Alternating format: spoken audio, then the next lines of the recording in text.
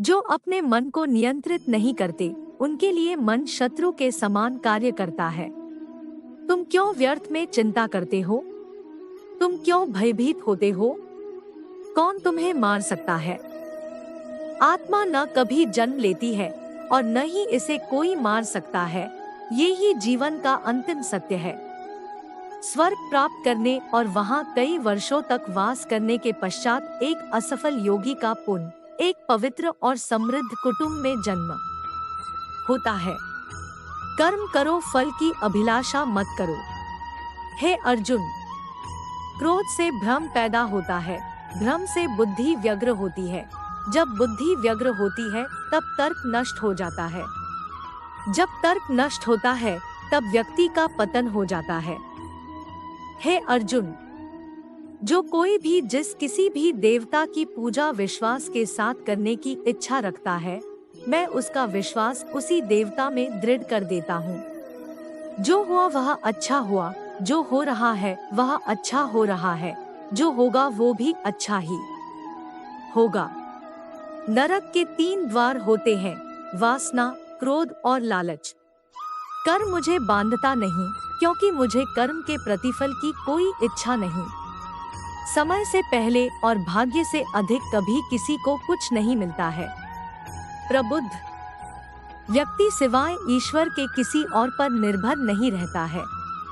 हम दोनों ने कई जन्म लिए हैं, मुझे याद है, लेकिन तुम्हें नहीं। मैं सभी प्राणियों को एकसमान रूप से देखता हूँ। मेरे लिए ना कोई कम प्रिय है ना ही ज्यादा, लेकिन जो मनुष्य मेरी प्रेमपूर्वक आराधना करते हैं वो मेरे भीतर रहते हैं और मैं उनके जीवन में आता हूँ।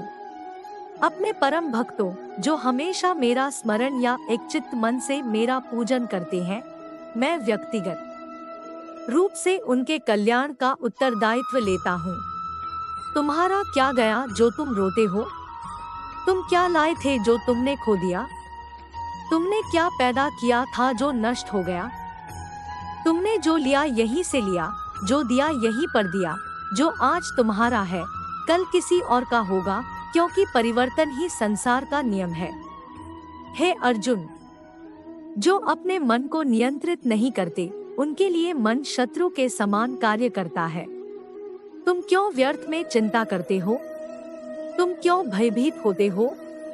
कौन तुम्हें मार सकता है? आत्मा न कभी जन्म लेती है और न ही इसे कोई मार सकता है। ये ही जीवन का अंतिम सत्य है। हे अर्जुन, स्वर्ग प्राप्त करने और वहाँ कई वर्षों तक वास करने के पश्चात एक असफल योगी का पुण्य एक पवित्र और समृद्ध कुटुंब में जन्म होता है। कर्म करो, फल की अभिलाषा मत करो। क्रोध से भ्रम पैदा होता है, भ्रम से बुद्धि व्यग्र होती है। जब बुद्धि व्यग्र होती है तब तर्क नष्ट हो जाता है। जब तर्क नष्ट होता है तब व्यक्ति का पतन हो जाता है। हे अर्जुन, जो कोई भी जिस किसी भी देवता की पूजा विश्वास के साथ करने की इच्छा रखता है, मैं उसका विश्वास उसी देवता में दृढ़ कर देता हूँ। जो हुआ वह अच्छा हुआ, जो हो रहा है वह अच्छा हो रहा है, जो होगा वो भी अच्छा ही होगा। नरक के 3 द्वार होते हैं, वासना, क्रोध और लालच। कर्म मुझे बांधता नहीं, क्योंकि मुझे कर्म के प्रतिफल की कोई इच्छा नहीं।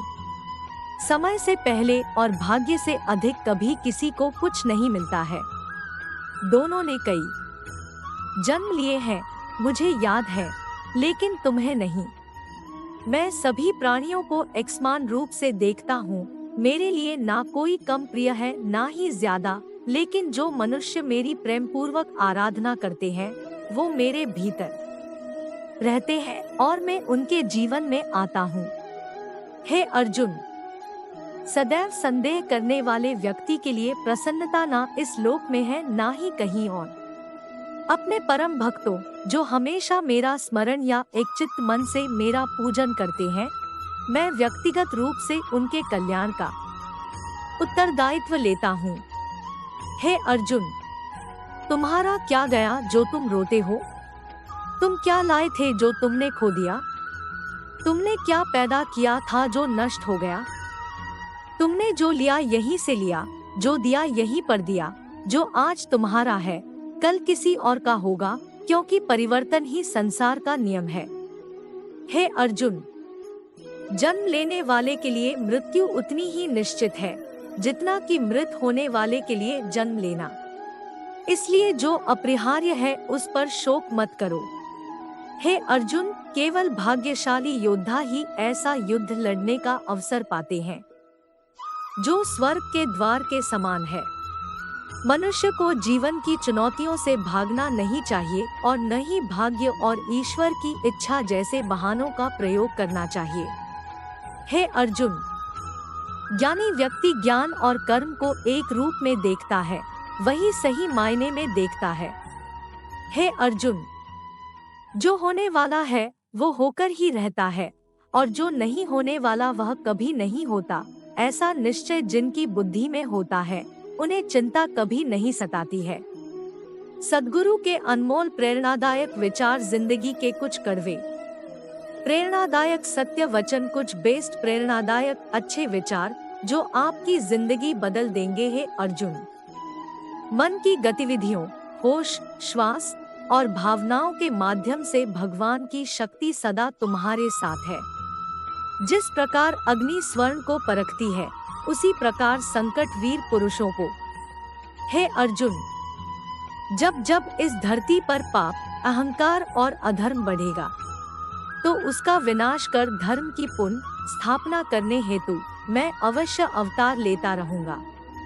हे अर्जुन, आत्मज्ञान की तलवार से अपने हृदय से अज्ञान के संदेह को काटकर अलग कर दो। उठो, अनुशासित रहो।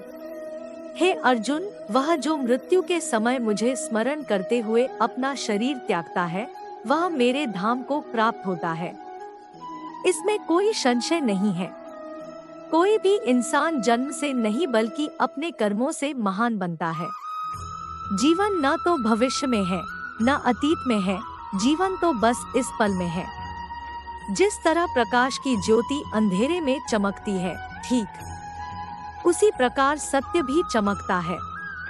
इसलिए हमेशा सत्य की राह पर चलना चाहिए। हे अर्जुन, मनुष्य को परिणाम की चिंता किए बिना, लोभ लालच बिना एवं निस्वार्थ और निष्पक्ष होकर अपने कर्तव्यों का पालन करना चाहिए। हे अर्जुन, व्यक्ति जो चाहे बन सकता है यदि वह विश्वास के साथ इच्छित वस्तु पर लगातार चिंतन करे। मनुष्य को अपने धर्म के अनुसार कर्म करना चाहिए। जैसे विद्यार्थी का धर्म विद्या प्राप्त करना, सैनिक का धर्म देश की रक्षा करना आदि।